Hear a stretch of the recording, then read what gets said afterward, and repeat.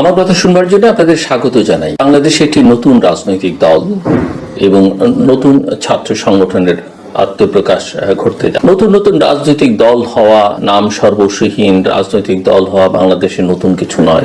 অনেক ছাত্র সংগঠন হয়েছে, রাজনীতিতে সেগুলো ব্যাপক কোনো পরিবর্তন আনতে পেরেছে বলে কখনো মনে হয়নি। কিন্তু এই নতুন রাজনৈতিক দলটি নিয়ে অনেক আলোচনা হচ্ছে, বিশেষ করে গণমাধ্যমগুলো সেটা বুঝে হোক না বুঝে হোক বা তাদেরকে তুষ্ট করবার জন্য হোক বা যৌক্তিক কারণে হোক এই দলকে যথেষ্ট পরিমাণে কাভারেজ দিচ্ছেন।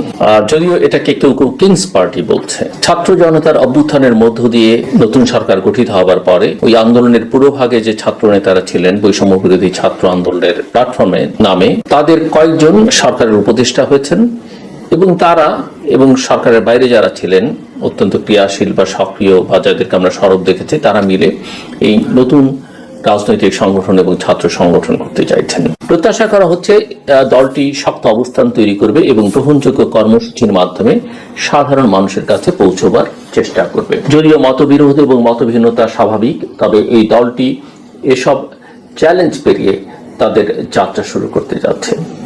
রাজনৈতিক বিশ্লেষকদের মতে বর্তমান রাজনৈতিক প্রেক্ষাপটে নতুন দলের আবির্ভাব অত্যন্ত গুরুত্বপূর্ণ, বিশেষ করে একটি বড় রাজনৈতিক দলের অনুপস্থিতির কারণে এই শূন্যতা পূরণের প্রয়োজনীয়তা দেখা দিয়েছে। ঐতিহাসিক পটভূমি কি? রাজনৈতিক দল গঠনের ধারাবাহিকতার দিকে যদি আমরা তাকাই, বাংলাদেশের রাজনীতিতে প্রতিটি বড় পরিবর্তনের পর নতুন রাজনৈতিক দল গঠনের ইতিহাস রয়েছে। ব্রিটিশ আমলে কংগ্রেসের প্রতিদ্বন্দ্বী হিসেবে মুসলিম লীগ গঠিত হয়েছিল। দেশ ভাগের পরপরই আওয়ামী মুসলিম লীগ, পরে আওয়ামী লীগ প্রতিষ্ঠিত হয়। স্বাধীনতার পরেও নতুন রাজনৈতিক দল গঠিত হয়েছে, আবার কিছু দল গুরুত্ব হারিয়ে বিলুপ্ত হয়েছে। বর্তমান পরিবর্তিত পরিস্থিতিতে নতুন রাজনৈতিক দলের আত্মপ্রকাশ সেই ধারাবাহিকতারই একটা অংশ। তবে প্রশ্ন উঠছে, এই দলটি কি সত্যিই নতুন রাজনীতি আনবে নাকি পুরনো ধাঁচের রাজনৈতিক চর্চাতেই ফিরে যাবে? এই দলটি কি আসলেই একটা আলাদা দল নাকি অন্য কোনো দলের বি টিম বা সি টিম হিসেবে কাজ করবে? নতুন দল নিয়ে যে বিতর্ক, সেটা হচ্ছে ইতোমধ্যেই তাদের উপর একটা কিংস পার্টির তকমা লেগেছে। রাজনৈতিক বিশ্লেষকদের মতে নতুন দলটি কি সত্যি স্বতন্ত্র নাকি এটি বিশেষ সুবিধাপ্রাপ্ত একটি দল যা ক্ষমতাসীনদের প্রত্যক্ষ বা পরোক্ষ সমর্থন পাচ্ছে? এ নিয়ে বিতর্ক সৃষ্টি হয়েছে, কারণ নতুন দলের সঙ্গে সংশ্লিষ্ট কিছু ব্যক্তি সরকারে গুরুত্বপূর্ণ অবস্থানে রয়েছেন। একজন উপদেষ্টা পদত্যাগ করে দায়িত্ব নিয়েছেন, আরো দুজন উপদেষ্টা আছেন এবং এর বাইরেও অনেকে আছেন, আমি আগেই বলেছি। সমালোচকরা মনে করছেন যে নতুন দলের নেতৃত্বের কাঠামো এবং তাদের রাজনৈতিক অবস্থান এই সন্দেহ আরো উস্কে দিচ্ছে। কিছু বিশ্লেষক মনে করেন এটি 1980 সালের 80-র দশকে গঠিত একটি দল গঠনের সঙ্গে তুলনীয়, যেখানে রাষ্ট্র ক্ষমতায় থেকে দল গঠন করা হয়েছিল। তবে নতুন দলটি কতটা গ্রহণযোগ্যতা পাবে তা নির্ভর করবে তাদের নীতিগত অবস্থান এবং জনসমর্থনের উপর। নতুন রাজনীতি নাকি পুরনো ধারার পুনরাবৃত্তি হতে যাচ্ছে, এটা নিয়ে অনেকের মধ্যেই প্রশ্ন আছে। নতুন রাজনৈতিক দলের পাশাপাশি ছাত্রদের উদ্যোগে একটি নতুন ছাত্র সংগঠনের পরিকল্পনায় এই সংগঠনটি জাতীয় রাজনীতিতে প্রভাব ফেলবে কিনা তা নিয়ে আলোচনা চলছে।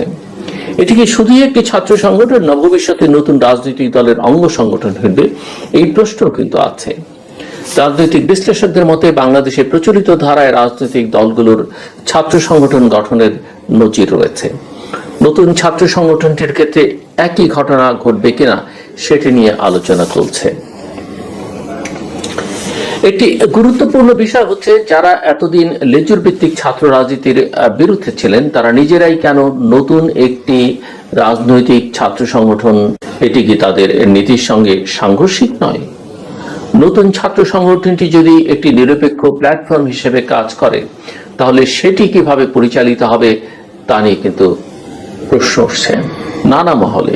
নাগরিক প্ল্যাটফর্ম এবং নতুন রাজনৈতিক দল বা নতুন রাজনৈতিক বাস্তবতা। নতুন রাজনৈতিক দল গঠনের সঙ্গে সম্পৃক্ত জাতীয় নাগরিক কমিটি এবং ছাত্র সংগঠনের ভবিষ্যৎ নিয়ে আলোচনা চলছে। তাদের ভবিষ্যৎ কি হবে? তারা কি আগের মতো থাকবেন নাকি নতুন দলের সঙ্গে যুক্ত হবেন? আমরা জানি যে নাগরিক কমিটির নেতৃবৃন্দ নতুন দলের নেতৃত্বে আসছেন। এছাড়া নতুন দলের আদর্শিক এবং দার্শনিক ভিত্তি নিয়েও কিন্তু স্পষ্টতা নেই। অতীতের রাজনৈতিক দলগুলো নিজেদের একটি নির্দিষ্ট আদর্শের ভিত্তিতে গড়ে তুলেছিল, কিন্তু নতুন দলটি কোনো রাজনৈতিক দর্শনের ভিত্তিতে, কোন ধরনের রাজনৈতিক দর্শনের ভিত্তিতে এগোবে সেটি কিন্তু এখনো পর্যন্ত স্পষ্ট নয়। নতুন রাজনৈতিক শক্তির সামনে চ্যালেঞ্জ। একটা রাজনৈতিক দলকে দীর্ঘস্থায়ী হতে হলে তাদের নিজস্ব রাজনৈতিক বক্তব্য এবং আদর্শিক ভিত্তি স্পষ্ট করতে হয়, তাদের একটা রাজনীতি থাকতে হয়। যদি নতুন দলটি গ্রহণযোগ্য রাজনৈতিক দর্শন ও কর্মসূচি দিতে না পারে, তবে অতীতের কিছু দল যেমন টিকতে পারেনি, এই দলও হয়তো সেই ভাগ্য বরণ করবে। এছাড়া তারা যদি শুধুই বিদ্যমান রাজনৈতিক দলগুলোর বিরোধিতা করতে থাকে এবং গঠনমূলক রাজনীতির কোনো রূপরেখা না দেয়, বিকল্প রাজনীতির কোনো পরিকল্পনা না দেয়, তাহলে জনসমর্থন আদায় করা তাদের জন্য অত্যন্ত কঠিন হয়ে যাবে বলে মনে হয়। ভবিষ্যতের দিক নির্দেশনা কি?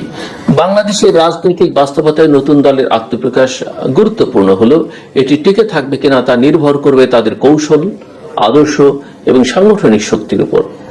তারা যদি শুধুমাত্র পুরনো রাজনৈতিক শক্তির বিকল্প হতে চায়, তবে তাদের সুনির্দিষ্ট নীতি এবং কর্মপরিকল্পনা থাকা প্রয়োজন, যেটা এখন পর্যন্ত লক্ষণীয় নয়।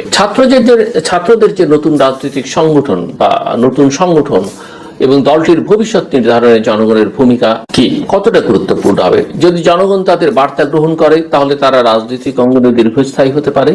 তবে যদি এটি শুধুই অতীতের পুনরাবৃত্তি হয়, তাহলে এটি হয়তো স্বল্পস্থায়ী হয়ে যাবে। নতুন রাজনৈতিক দল এবং ছাত্র সংগঠনের যাত্রা কেবল শুরু হচ্ছে। এটি সত্যিকার অর্থে রাজনীতিতে নতুন কিছু আনতে পারে নাকি পুরনো রাজনীতির পুনরাবৃত্তি হবে, এটা কিন্তু সময় বলে দেবে। আগাম মন্তব্য করা ঠিক নয়, তবে একথা মাথায় রাখতে হবে যে কিংস পার্টির কালিমা বা তকমা মাথায় নিয়ে কিন্তু তাদের যাত্রা শুরু করতে হচ্ছে। একই সঙ্গে তাদের আদর্শিক যে বয়ান তারা হাজির করেছেন, সুনির্দিষ্টভাবে বলেননি, কিন্তু এই নেতৃবৃন্দ বিভিন্ন সময় যে আদর্শিক বয়ান হাজির করেছেন, সেটিও অনেক ক্ষেত্রে তাদের বিপক্ষে যাচ্ছে। এবং তাদের কারো বডি ল্যাঙ্গুয়েজ, এই নেতৃত্বের ইতিমধ্যেই বয়সে তারা তরুণ, কিন্তু তাদের বডি ল্যাঙ্গুয়েজ, আচার আচরণ, সেটি নিয়ে জনমনে নানা সংশয় প্রশ্ন রয়েছে। তাদের নানা রকমের ক্রিয়াকর্ম, বড় দলগুলোর বিরুদ্ধে যেসব অভিযোগ, নানা ক্ষেত্রে দুর্নীতি, চাঁদাবাজি, তদবির বাণিজ্য, প্রমোশন বাণিজ্য, এই রাজনৈতিক নতুন রাজনৈতিক নেতৃত্বের বিরুদ্ধে কিন্তু কারো বিরুদ্ধে এইসব অভিযোগ রয়েছে। কাজেই পথটা খুব মসৃণ নয়, অত্যন্ত বন্ধুর তাদের জন্য। আমরা তাদেরকে স্বাগত জানাই, কিন্তু অবশ্যই তাদের রাজনীতি যেন বাংলাদেশের গণতান্ত্রিক প্রক্রিয়াকে শক্তিশালী করে। বাংলাদেশের অসুস্থ রাজনৈতিক সংস্কৃতি থেকে তারা যদি বাংলাদেশকে বের করে আনতে পারেন, নিঃসন্দেহে তারা সাধুবাদ পাবেন। অন্যথায় তাদের সম্পর্কে ইতিমধ্যেই যে পারসেপশন বা ধারণা জনমনে তৈরি হয়েছে, সেটা তাদের পথকে কিন্তু অনেক কঠিন এবং বন্ধুর করে তুলবে। আমার কথা শুনবার জন্য অসংখ্য ধন্যবাদ। আপনাদের সবার জন্য শুভকামনা।